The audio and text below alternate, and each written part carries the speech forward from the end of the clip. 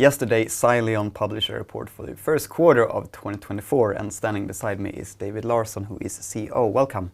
Thank you very much. We'll begin by taking a look at your revenue. It's increasing from 9.9 million SEK in last year to now 11.8 million SEK. This is a 16.1% increase. What has driven it? The majority of the revenue increase is coming from the price increase I communicated in Q4. And it's a price increase in our legacy processing business. And despite this increase, you did mention that you were sort of unsatisfied or that sales didn't meet expectations during this quarter. Why is that so? And could you explain a little bit more what your expectations were? We always want more, right? So do I, and we and I want our BNPL SaaS, i.e. our strategic leg of Sileon business, to perform slightly or perform faster. Now we have signed our first bank, but the revenues are obviously not recorded in the Q1. I have actually included the bank here in my question, and I'm very curious to know, it's the Mexican bank Bankaool, I believe it's pronounced. Could you tell us a little bit more about this agreement, how it affects you and what it means for Sileon, as well as when we can expect revenues from this agreement to come in? Well, this agreement is really important to us. It's our first bank. We and I have been talking about BNPL SaaS and launching installment plans on existing debit and credit cards for a couple of quarters by now.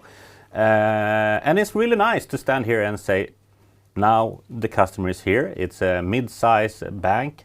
It's a Mexican bank. It proves both the international demand of BNPL functionality on cards internationally, but it also proves that Silion's technology is truly international. So from a proof point of view, of course, it's really important to us. From a revenue point of view, it has potential. It has potential in the range that I've been communicated in previous quarters. I've been pretty clear that a mid-sized bank could be somewhere between 1 and 1.5 million euro on a yearly basis. And Bankaool, yes, they have that potential throughout time. Obviously not in the first quarters or maybe even the first half year, but it will come.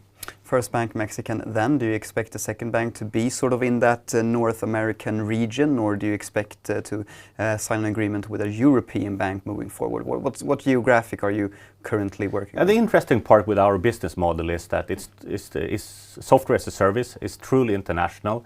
The main key point for us is to find banks that are right at that spot where they have making the decision on how to add installment plans on their cards. And that bank might be in Mexico, it might be in Africa, it might be in South or East Europe. What I am saying, it's just from our experience right now, it's less likely it will be in Sweden. All right.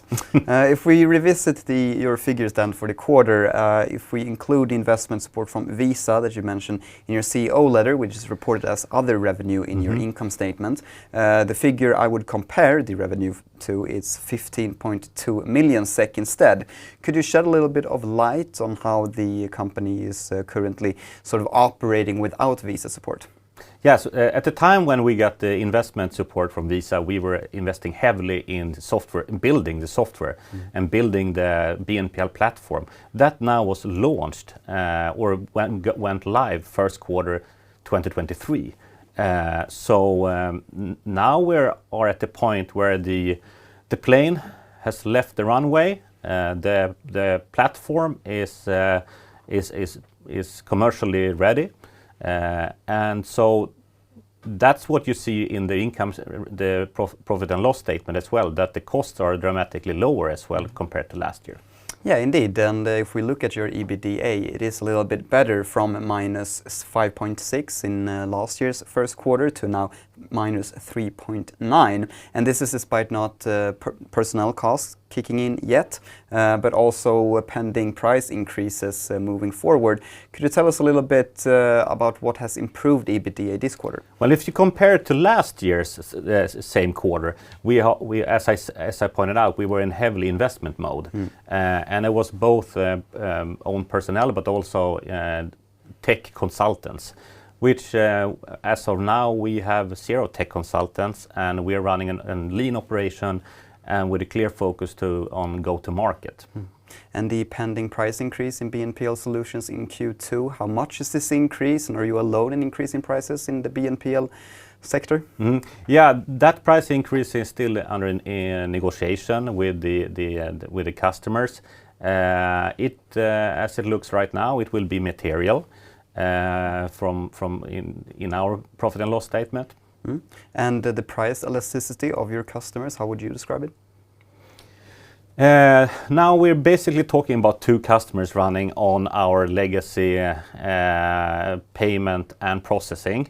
So the price elasticity on those 2 customers are, I think they are very good customers when we discuss price and value. If we continue to talking about Q2, you were considering to divest the payment and processing function, and if not, you'll need to acquire additional capital. What would a divestment of the function mean for your, say, cash flow statement? Yeah. So firstly, it's what we're talking about here is the final stage of the transformation of a local payment company to an international software company, as Sileon is today. So it's important to us from that point of view. When it comes to the monetary side on it, that we are having a dialogue with a handful of potential buyers here, and obviously this is sort of a trade secret. However, there was published an external analysis on this topic today, this morning by Penser Carnegie, and they have an estimate around about 80 million. And if the divestment don't go as planned, is a capital raising, is that certain? Yeah, what I'm saying, and I've said in the CEO letter, is that if, and we have good hope for, that we can make a transaction and sell the Paynova legacy business, Sileon does not have a capital need.